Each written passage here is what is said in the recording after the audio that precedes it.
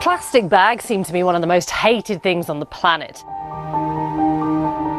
But did you know that when it comes to things like climate change, paper and cotton bags are actually much worse for the planet than plastic? When people look at environmental impacts, they tend to focus right at the end of the life cycle analysis. They see the plastic pollution, that's a massive problem. But what far fewer people see is right at the beginning of the production side. In fact, the plastic bag was originally invented to help save the planet. To my dad, the idea that people would simply throw these away would be bizarre. That's Thulin. His father, Sten Gustaf Thulin, is credited with inventing the plastic bag we know today, back in Sweden in 1959. Back then, people used paper bags a lot, and for those they needed to cut down a lot of trees, which wasn't exactly great for the planet. Sten had an idea. He worked out that if he could create a strong bag that was light and would last for ages, then people could use it over and over again.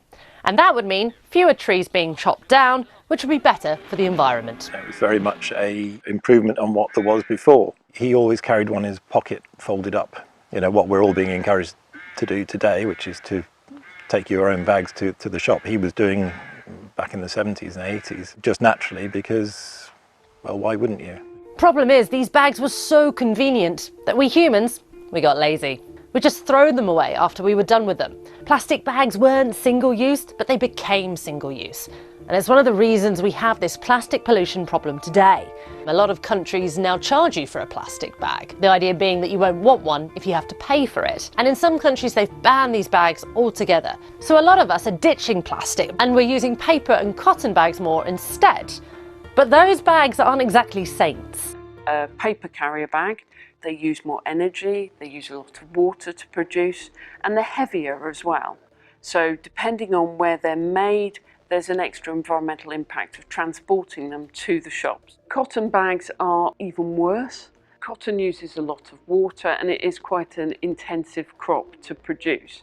So this is the same concerns we've got with some of the fast fashion issues. On the flip side, plastic bags are very efficient to make. We need very little oil, super little energy, and then we have a plastic bag. To be as environmentally friendly as a single-use plastic bag that's getting recycled, a paper bag has to be used at least 3 times, while cotton bags need to be used at least 131 times to have the same environmental impact as a single-use plastic bag which gets recycled.